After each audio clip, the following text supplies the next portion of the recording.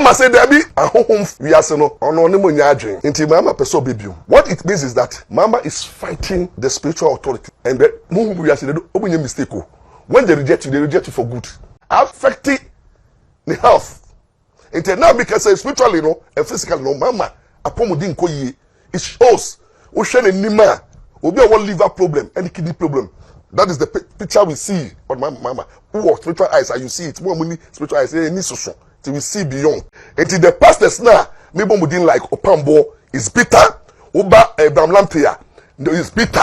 Because any money say and a light no, then I work at Bume, and a Jimmy, and a Bani ye or comedy. I saw former comedy in Yano, Omonim Trum. Bible say many queer, many di beba, but as of we ya at Bible actually. These same pastors are complaining about hardship, forgetting that hardship is part of prophecy.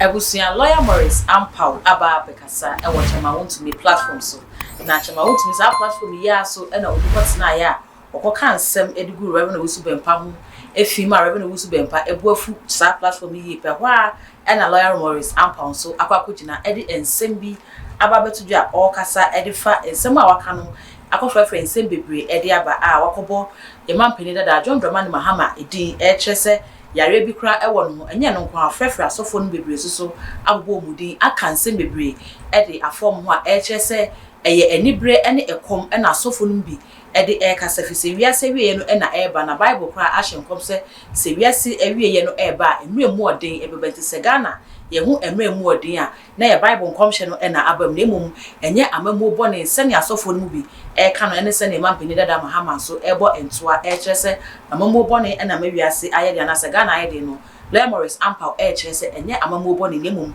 eye enkomhye Bible ahye ede ato eno e na abam no ebusua enye no nko a o kanse bebre edefa asofo no nso ebi hu eche bebi a wo free ene bebi a wo moko ene nti a wo share sa enkom nyina sa video no e na me yenko na yenko hwemba. The reason why President Mahama will lose this election enye NDC de be lose anka NDC de edumo so NDC party de die spiritually no na ka mo na ese mo ba but the choice of former President Mahama no whom we are say are rejecting. Then in the spiritual realm, you see him. Mama in the spiritual realm, you see who need that. And then my person months a week, you know. And I do see him. And whom we are so the boy, but we need 2012 elections. And I'm upon with Juma. I'm with Juma baby, yeah, because Nasa time no, a do nanado swa. Whom we are saying led by the Pope and the spiritual authorities, they have endorsed Nanado. So you lost 2016 massively. The rate at which President Mahama lose you know, it's just that we are saying who we are saying upon. Into your pono. And my catcher say, a yeah, nipa be ye bi. I'm a be in the anti Kofi. Now no yerin Lodina. Any Sharifa, any Wabushia, any NDC follow, a been a monko jima home. My dear, my yebi, monko jima home. Nanka NDC, Mumpel di Pafo, Embra. Yes, yes, I be consider whom we are. Mahama said, Debbie, a home we are no, on only Munyadrin. Into Mahama person baby. What it means is that Mahama is fighting the spiritual authorities. And the we are saying open your mistake. When they reject you for good. Affecting the health. Into now because spiritually no and physically no Mahama apomodin ko ye. It shows ocean and nima obi a liver problem and kidney problem. That is the picture we see on Mahama. Who spiritual eyes and you see it more money spiritual eyes any so. Till we see beyond. Until Mahama is not well spiritually, physically crying on your well. Until the physical strength to campaign in here. Yeah, president only who name one holding and whom you are rejecting. Ghana for Muntie. Muntie the whom the cano. Metia my sisters see ya. Mutie the who kano. I'm speaking to the spiritual realm. Mama has been rejected. It will be obedi man betibiano. You are fighting the spiritual. Asofo amudi man betibiano, nyame mfremu. No, you don't know spiritual things. Asofo na mahye nkom nia say mama abaro. Munim huhum nyama. Because munim huhum nyama. Adena say nyame yi machem say mama aba. Why is mama is still struggling? Ada mama ye campaign. Ada mama hayisi. Ada mama complaining. Mama threatening violent. And na munko shiwe or china munko taki we. Nyame ehira no. Na nyame say ono huhum wiase no ya okay no. Say ono be president ta.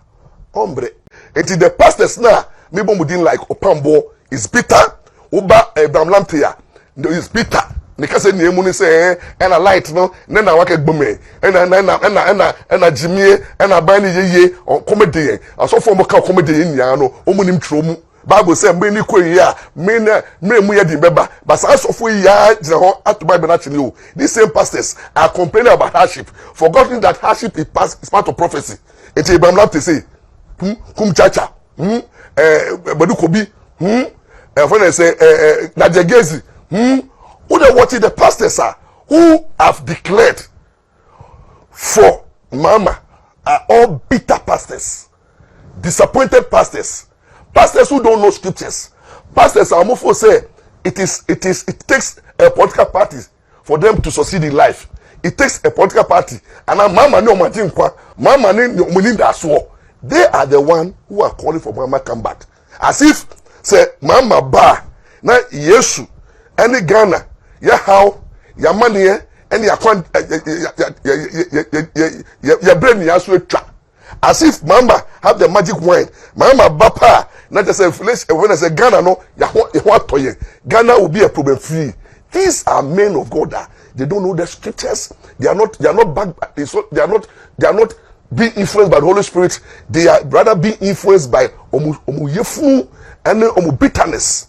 Into I will see me dance so nya bre na hwe video na fe video yi na akwakọ frefre ensem bebre e de aba e bi try say lawyer Morris Ampaw send you sifa be kan ensem no wanka say if say mampeni dada John Dramani Mahama wo bori di no onye nipa hu bi keke oye nipa aba bedi mampeni pen a wosan priest aba bedi mampeni bi anya hwekra no oye kunu eyeja ewa busua dem enu nti wo bebodi say yare bi e de ne kidney sem eba beto abonte say ne kidney kra or problem or one as ne kidney ho aka no eba ne say busuafo e fro say be yi ho anu a obetimi ayi ho anu na ensem bo wona say oka e wo say ohwe say nipa na oka no ho asem no ewa busua nti onka e ma ne enkoka na busua afenso lawyer Morris Ampaw ye ninu say oye lawyer ni nti ko no de anka courtroom and as legal terms e na ka ye ne ensem a wo so oka na fe eba ne say na fe de watiesi asofo mu a or sha asofo honkom e kire na nyame nsa wono so ene na nyame nsa eni ne so a onu na eba be kire asofo ase na so ne nyina mu no ebi ene lawyer Morris Ampaw e ya adwen